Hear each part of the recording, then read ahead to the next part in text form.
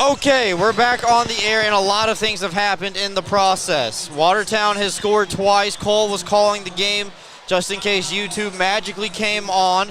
We restarted the stream to let everybody know we had to reset the switcher. Actually, not even reset. The switcher just died out on us. Brand new. A thing that lights up multiple colors like a rainbow. Died. All gray. Done. So I went down to the video room. Cole was talking. I saw that Watertown scored twice. Black Bears are on the power play now. It's a 4-4 game. 3:20 left to go here. This is going to be a no-frills version for the rest of the game. It's not going to get much better than this. This is how we can get it on the air. We'll worry about it next week back at home. Stubbs fires. Deflected. Still batting at it is Kirkby. Couldn't get it out. Henning tries to get it out of the zone. Bondarenko can't hold the blue line. Back out to neutral ice. For those of you that missed it, it was Klink and Schultz, the two goal scorers for Watertown, much to the Binghamton faithful disappointment. Jake Schultz gets the equalizer. Kirkby down low. Sent up top for Bondarenko. 69 seconds left to go in this power play for Binghamton. Bondarenko now cycling it down low. Stubbs has got some space for Kirkby, sliding it across, looking for a redirect. Jansen on the doorstep. Denied. Gill gets to the rebound, and he's going to send it down the entire length of the ice. McAnanamar out of his net to play it. Looking for Jansen on the far side. Instead, just backpedals into his crease. Thompson all the way across the ice. Second unit out there for Coach Sherwood. 33 seconds left to go on the power play. Stone flings it around the corner. And Swain, he corrals it with that long reach. Tries to go off the wall. Instead, here we go down low for Jansen, who's still out there. Ramekers shaking his head, directing traffic, goes far side. This is Stone centering up for Jansen on the doorstep. Colgan's best save of the night. Not out. Thompson holds, and it just drifts wide. Swain couldn't get to the rebound in time. Ramekers down low. Still back for Jansen. He's been on the ice a long time here tonight. Penalty time is up. We're back to 5-on-5. Ramekers spins around the wall. Tries to get it down low. Schultz gets there first, and this one will be sent the length of the ice. This is icing against Watertown, who has not gotten off the ice yet from that tail end of that PK. That was a golden opportunity for Mac Jansen. He's going to want that one back, but those goals will begin to fall for Mac. He's just got to stick with it. A tough, tough way to start the season right there. Black Bears look for the go-ahead goal here with 82 seconds left in this one. We've seen them score later, Brooks, a lot later. But give the Wolves credit, they've battled their way back from a 2-goal deficit, and they've given themselves a good opportunity in this one to not only pick up a point, but take away multiple. All right, everybody, it is 4-4. Cervoni breaks his stick. He's got to go quick. He just grabs the first one he can off the bench. I don't even know if it's his. Stan Stone's. So Kirkby will settle it back. 1 minute left to go here in the third period. We're going to do our best to update you on the clock as we go along. Won't have a scoreboard the rest of the night. Yates skates in, backhander for Anderson. He draws a penalty. McAnanamar break to the bench. Stone sends it far side for Kirkby. Cutting into the middle. It's in the blue paint, and Colgan gets there and covers up. 48 seconds left to go here in the third period. And the Black Bears are headed to another Myers security power play. This is a bad penalty to take for Gill. 48.5 seconds to go. The Black Bears are going to do all they can to put that puck in the net and earn that extra point from winning in regulation. The Wolves just need to get it over the finish line here to try to earn that point for going to overtime, and then they can worry about a 4-on-3 after that. But Brooks, looks like something's up with Colgan. His teammates checking him out. I don't know if he's just trying to buy some time or what, but it looks like Coach Sherwood elected to use his timeout. Black Bear's going to go and draw up some plays on the board. Coach Q getting his first chance at this. 2 minutes on the board for Gill as he takes the 2-minute minor. 48.5 to get some opening night magic. Black Bear's going to draw up their perfect play, but you got to win the draw. That's a non-starter. Jansen, Yates, Kirkby, Stubbs, Bondarenko. We've seen that five quite a lot tonight. They've had quite a lot of power play time to work with.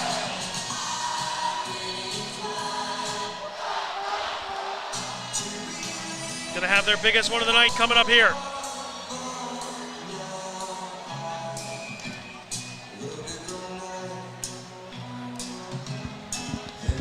Drag it on.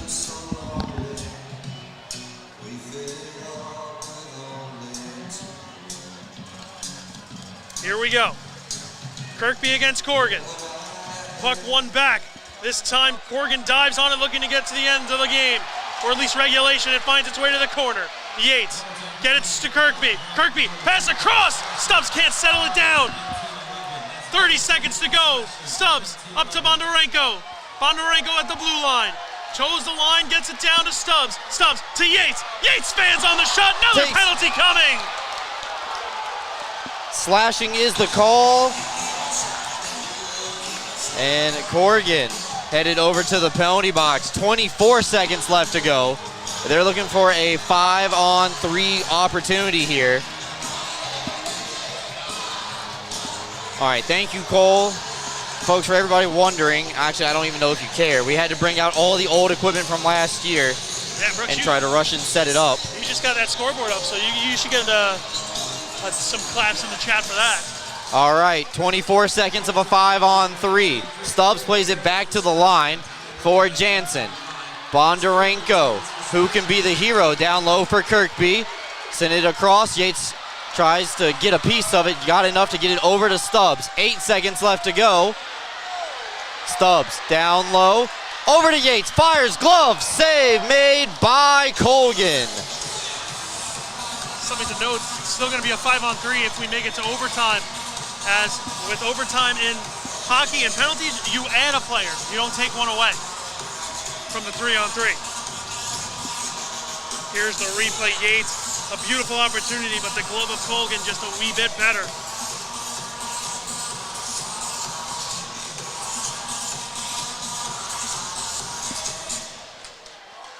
Tied up, and we will go to overtime.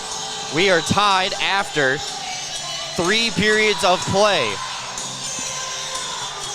Overtime on opening night. What else could you ask for? And as Cole did mention, since overtime would normally be a 3-on-3 sequence, you're actually going to play 5-on-3 still, because you can't play with less than 3 players on the ice. Every time a penalty would expire for Watertown, they're going to add a player until we hear a whistle.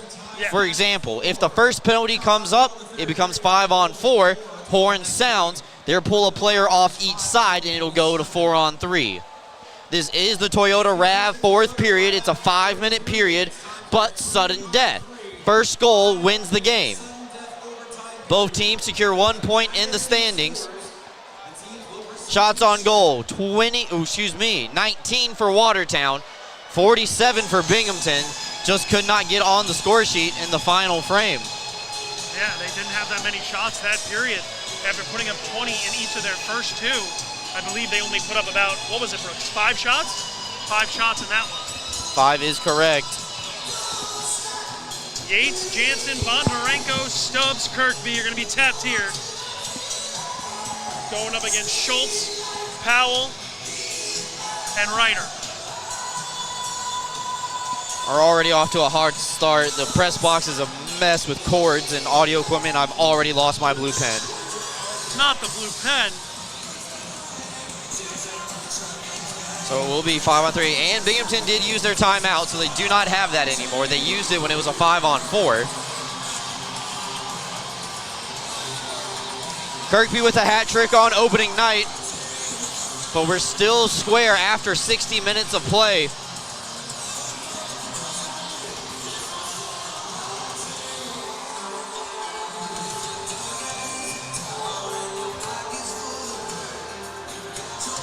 Wolves looking to play spoiler for the 2nd year in a row, Brooks. Face-off won by Kirkby at center ice. And the 5 forwards on the power play are going to skate in. Yates from the near side circle shaves up some ice as he gets set up. Bondarenko across for Stubbs, fires, blocked by Ryder. Stubbs will just play it around the wall. No hand pass, he gloved it down to himself. Kirkby carries up top. He's calling for it, steps into one, and it goes off the plexiglass but stays in play. 35 seconds left to go in the 2-man advantage. Bondarenko plays catch with Jansen. Now Jansen's gonna fire, Colgan will make the save, and he'll swallow up. 29 seconds left to go in the 2-man game. This is a really important power play. You gotta score here and end the game as soon as possible. You don't want to give Watertown any sort of hope to come back in this one and get players on the ice and get momentum.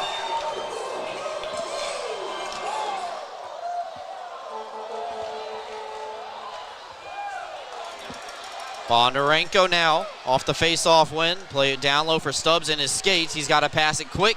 He does get it back up to Jensen. 15 seconds left to go in the 2-man advantage. Jansen thinks about holding. Gonna force the defender to stretch out as far as possible. Sent across, looking for the tap-in on the back post. Wasn't gonna get it there. Yates surveys. Bondarenko fires off the post. Man comes out of the penalty box. We're at 5-on-4 now. Bondarenko across. Yates just sends it wide on the near side. Maybe a toe save made by Colgan.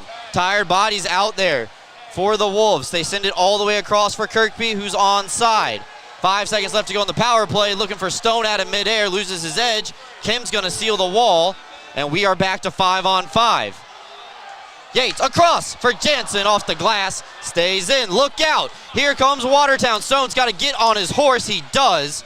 And he allows Tim Kim, the young gun, to exit the zone with the puck. Yates sidesteps along with Kirkby on the far side. They work it down low for the captain. Jansen's out in front. Sent around the wall by Schultz, and Benchik is going to get this puck out into the offensive side for Watertown. Wolves try to go for a partial change. Binghamton will do the same. Played off the wall. Plays onside. Schultz has his arm up in the air. They work it down low. Sirota trying to stretch it. Didn't get through. 3-on-2. Klink far side. Knocked away by McAnanima. His first save of overtime. Now Thompson gets bumped off the puck. Swain comes back the other way. Swain fans on the first one. Powell tries to clear. Second one ricochets off the backside of the cage. 2:25 left to go. Stretched ahead for Klink off his skate. Delayed offside. Against the Wolves, they can't go anywhere with it. Now their players are changing in front of their own bench, of course. That's where they always change. Powell was holding the puck, making sure his team didn't get tagged with the delay of game penalty for too many men on the ice penalty. 2 minutes left to go in the Toyota RAV fourth period. Sent off the wall, back over to Anderson. Binghamton ping-pongs it right back to Watertown. Through the middle of the ice, no quarter given by Cervoni. Kim wisely peels back. Gets some space here for the defenseman far side. Gains the red line, dumps it into the far corner. Filipolov in a board battle with Kim and Kirkby. Kim undersized in that matchup. Binghamton will touch up, but Clark is still offside. Diving effort from Henning. He didn't know Clark was offside. He could have stayed up on his feet to make that play. Now Kim stick handles from distance, throws it on target. Colgan fights it off. 1:20 left to go here in the overtime period. Dan Stone skates in, right down Water Street, over to Stubbs. It's still available. Back up top for Ramaker, steps into it, partially blocked by Filipolov. Stubbs gets to the rebound, circles around. His partner Ramaker's down low. Stone from a low angle.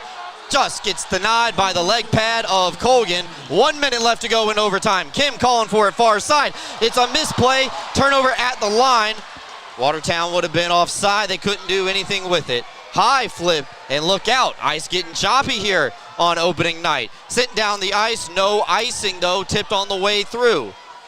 Kirkby off the wall and down to Powell. Got a stick on it. We're continue to play on. 35 seconds left to go. Dabari sees one man get cut in half. It was Klink.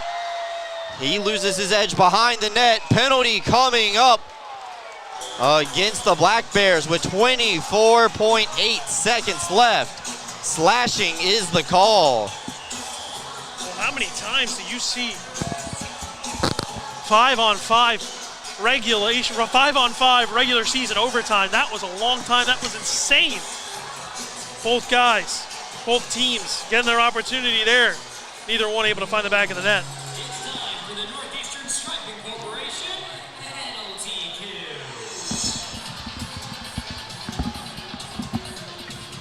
But now the Black Bears going to need to get this one over the finish line for 24 seconds. If this does go to a shootout, Brooks, can the Black Bears not use Ramekers because he's in the box? Is that how that works?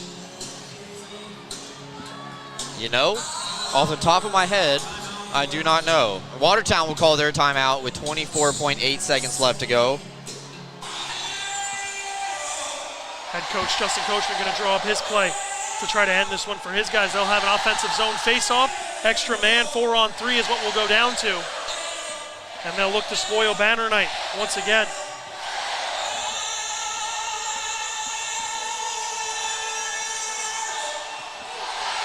Looks like he'll tab Klink, Powell, Schultz. 2 goal scorers tonight. Klink has 2, Schultz has 1. Ryder has the other for the Wolves. For the Black Bears, it's been Kirkby.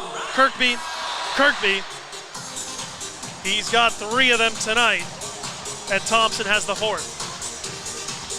But an opening night hat trick for Tyson Kirkby. Not enough here to seal the deal just yet.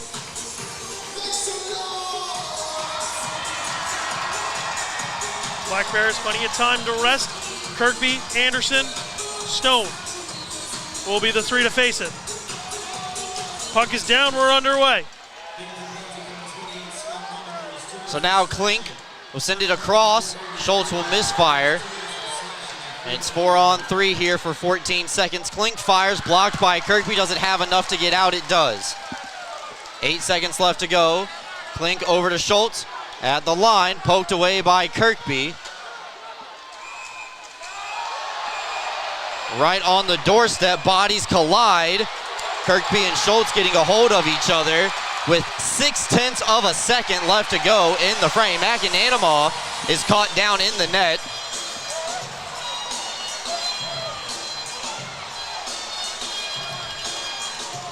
Schultz just crashing the net there, trying to get that puck to cross the blue line, the goal line.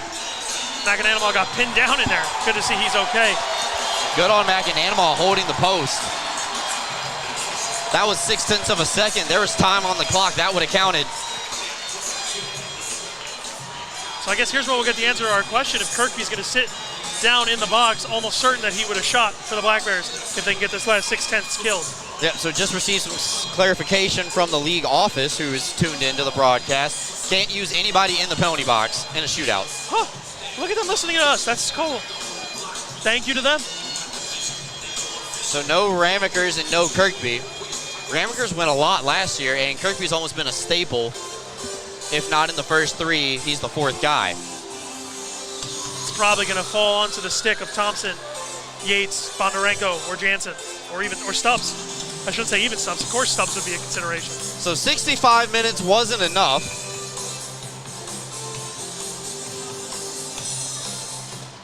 We will go to a shootout. I think Kirkby's trying to figure out if he can shoot in the shootout. They're going to tell him no. You know, it's a very odd situation. I don't blame him for trying to get a clarification. But once the official's on the ice, let him know that everybody, it's not just a him thing, everybody in the penalty box can't shoot. So best of 3 rounds. Binghamton's allowed to choose if they would like to go first or second. And normally you look to your goaltender to see what they want to do. They will flip ends. McAnanama, as you see on your screen, headed back to his new cage. Colgan will go to the opposite side, and it looks like Watertown's going to shoot first with Stephen Klink. Yeah, we'll probably see Klink, Dabari, maybe Powell, and Utoro would be my guess, would be some mix of that. For the Black Bears, I'm expecting to see Jansen, Bondarenko, and Stubbs.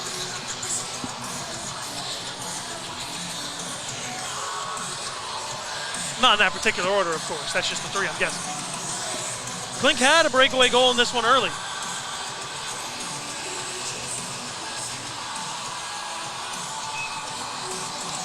So Klink will start things first. He already has a pair.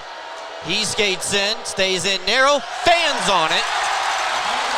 And the Black Bears have an opportunity to take the lead in round 1 of the shootout. Here comes Stubbs. That's a brutal way to miss your shot on the shootout, to fan on it. Stubbs now will skate in. He goes first for Coach Sherwood, out wide, comes in, backhander denied by Colgan. Good move that time from Stubbs, gets that right to his backhand, unable to lift it. Yefim Mishkin will shoot second for Watertown. Wears the number 86 jersey for the Wolves. He goes in slow, creeps up speed in tight, tries to go between the 5-hole, and McAnanama shuts the door. So Mac Jensen hops over the boards. Roanoke Rail Yard Dog turned Binghamton Black Bear in his first game. Has the opportunity to give the Black Bears the lead in round number 2. He comes in through the middle, fires, scores. Mac Jensen lights the lamp. 1-0 Binghamton in the shootout. And it falls onto the stick of Igor Filipolov.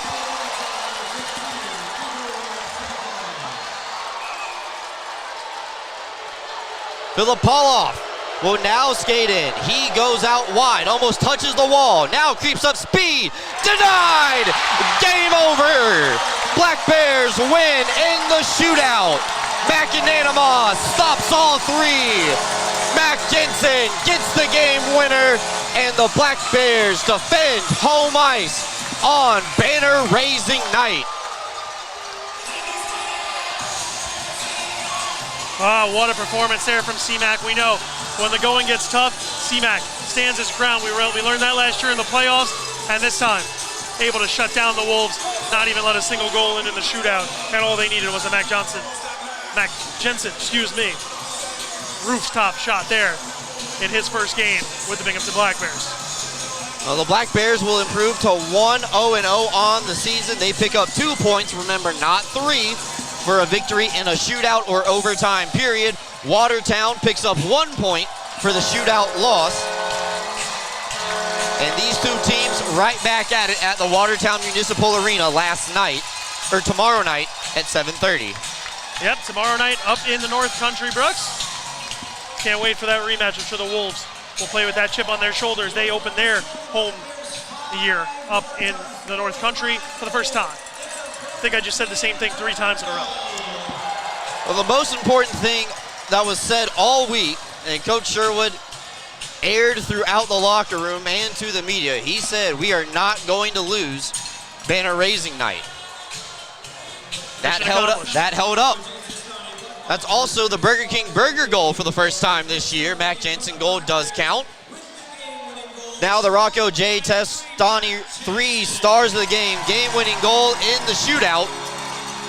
Mac Jensen, 3rd star of the night. 2nd star from the Watertown Wolves with a pair of goals, including the game-tying goal at 4-4, is Stephen Klink.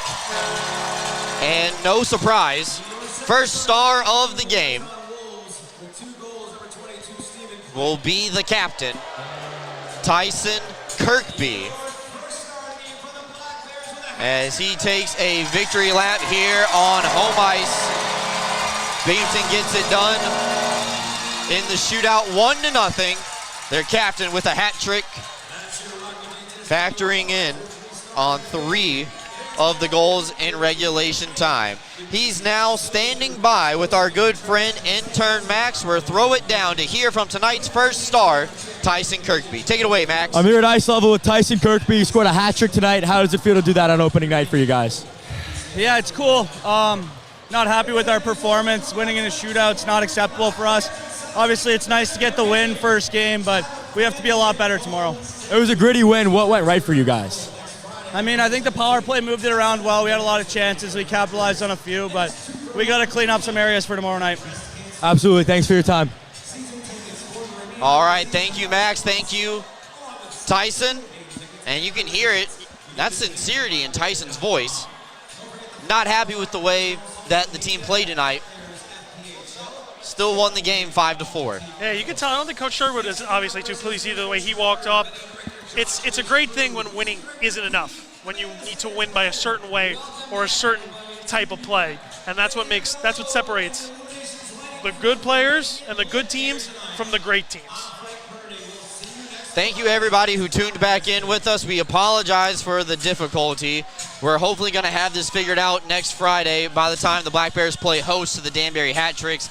That'll be a 7 o'clock start here inside the Vision Veterans Memorial Arena. Letting everybody know right now, we have a very special guest broadcaster tomorrow. Cole Parenti will be doing the play-by-play, and Eli Worth will be on the color headset providing analysis for the game against the Watertown Wolves up in the North Country. Unfortunately, due to the gross wedding that we shouted out earlier in the first broadcast of the night before we went down, I will be at that for Margaret and Tyler's big day. So Cole and Eli, who I have full faith in, are going to be able to get through tomorrow night's broadcast in Watertown.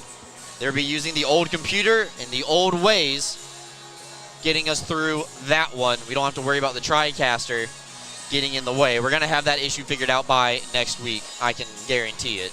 Well, and we'll have EJ with us, too, and EJ is one of the best problem solvers in the game, so we'll be fine.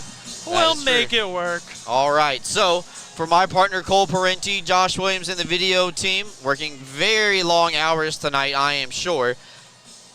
Don't know if I want to be in the locker room. Don't know if I want to be in the video room tonight. Two places I don't think I want to be. So, I'm Brooks Hill signing off for everybody else at the Binghamton Black Bears. Thank you. Good night. Cole will talk to you tomorrow for the away broadcast. Black Bears against the Wolves in game number 2 of the FPHL season for Binghamton. They won on opening night. Be happy about it. There's no such thing as a bad win. Coach Sherwood might tell you otherwise tonight, but you know what? Win's a win. Doesn't matter how they come. They're going to be gritty, and you might as well get a hard one out of the way night 1 of the season.